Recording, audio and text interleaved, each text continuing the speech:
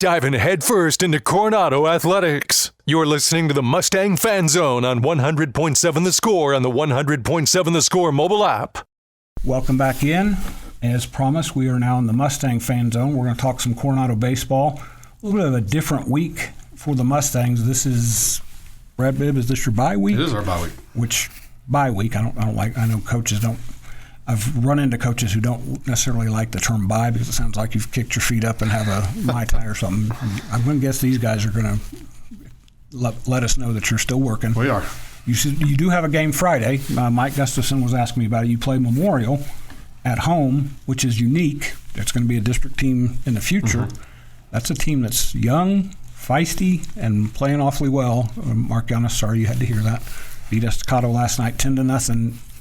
I would go, I don't think this is a very unsturdy limb. They may be the second best team in their district right now with freshmen and sophomores.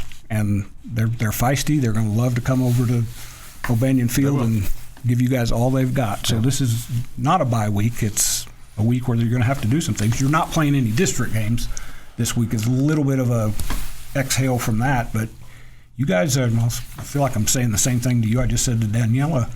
You guys are right there in the hunt where you need to be, where you want to be, when things start to shake out, you've got a chance to do some things.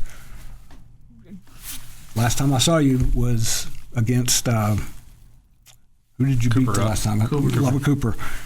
And I remember I talked to both of you because, Coach, you guys this is not going to surprise either one of you. Coach Bibb has told me ever since the district play season started, as long as we win one game in a district series, we can keep plugging along. What were you guys after your first three district series? Mm-hmm.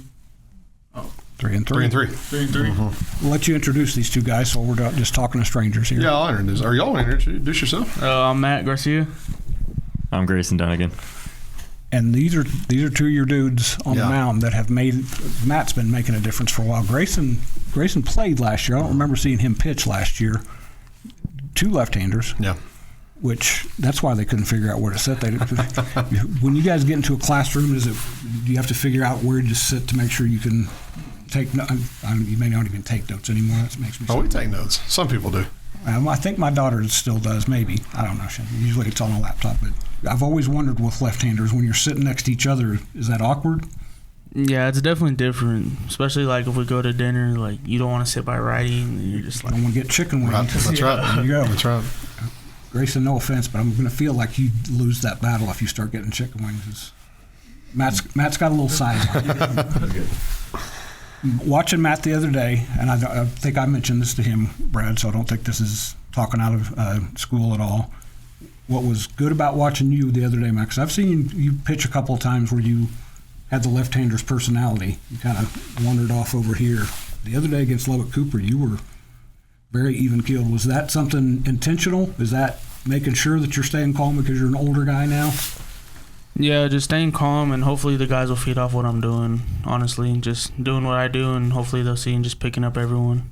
That was a real well-pitched game both ways. It was fun to watch a good, well-pitched baseball game because I'd seen some that had not gone that direction for quite a while. These two, and it's important right now because one of your pitchers is a little bit limited. Mm-hmm. What have these two done to kind of become the tone setters for you, Brad? Well, we knew what we had with them anyway. Just steady the waters and keep us in series. We knew the first 6 games was going to be really tough. Anytime you start with your rival, you throw the records out, and that's obviously what happened.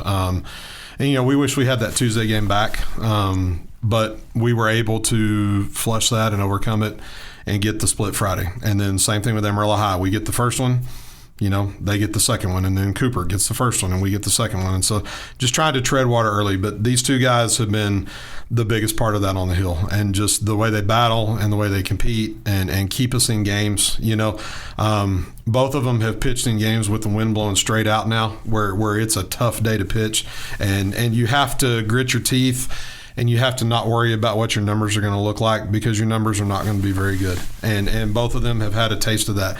And neither one of them complain. Neither one of them they just go do the job, and they keep us in the game, and it shows. And so we're now at that point where a split's not going to do us any good anymore. We got a sweep series now, and the kids know that, and these guys know that, and we're going to count on these two a bunch to get us to that point. This is going to sound weird. The two games that stick out in my mind with these two, Grayson, I think I mentioned this to you, or I mentioned it to Coach. When you lost to Lubbock Cooper, you gave up 4 or 5 runs in 1 inning, and that was it. And to me, that's big for a young pitcher watching you to understand you can have 1 bad inning and still survive. And then when Coach told me about Amarillo High, how many times have you given up 11 runs and won a game in high school?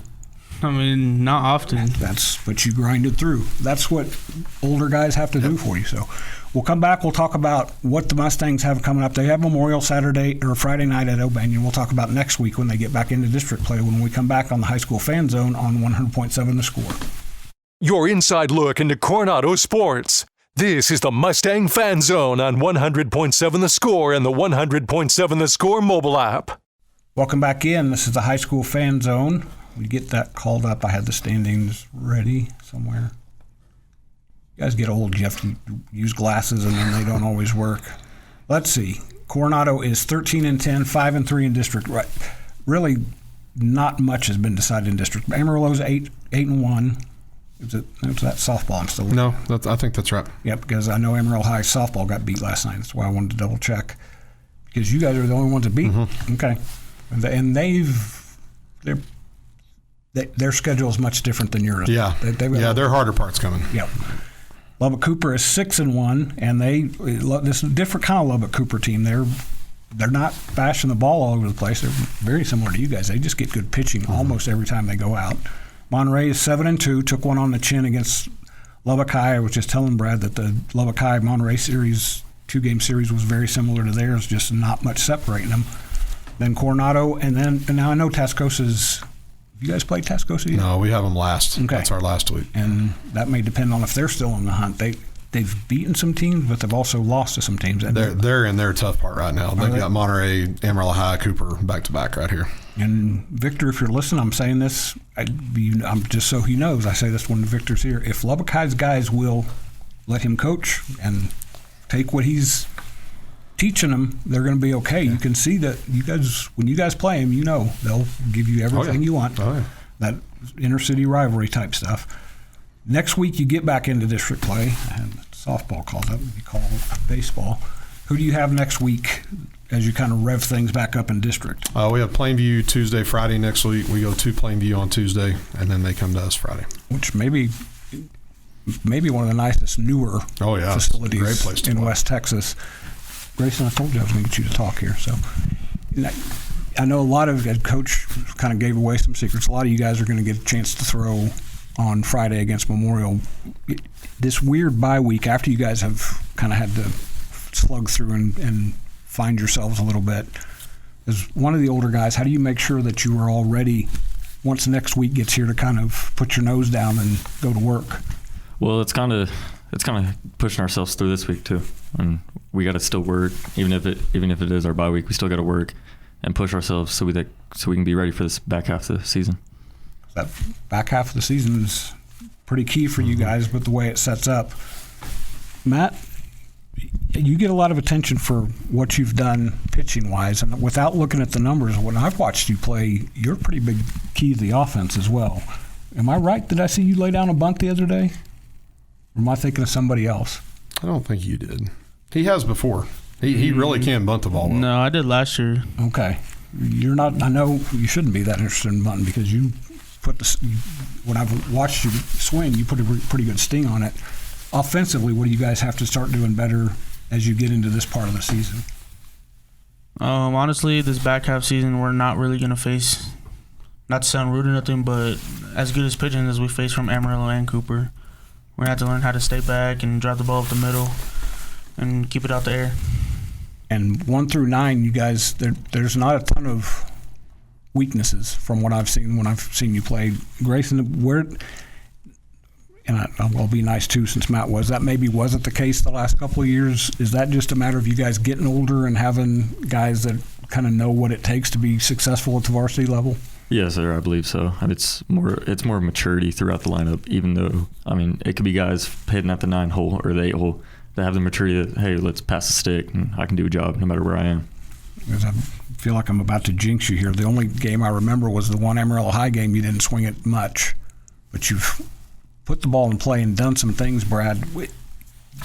And I'm not going to get you to talk about it because I just said the mean thing about you guys look better offensively. But why is this team doing what good things is this team doing offensively? Well, we've worked really hard on a lot of different facets of it, but I honestly think it's two things. We've really worked hard on focusing on the pitch that we want to make a move on, and whether that's early in the count or whether that's in the middle of the count or whatever it is, we've been trying to make sure that we don't miss the pitch that we want. And so we've done a lot of work with numbers. We've talked about different scenarios where we swing the bat early and we don't take good at bats, and we get ourselves out because we moved on the pitch we didn't want to.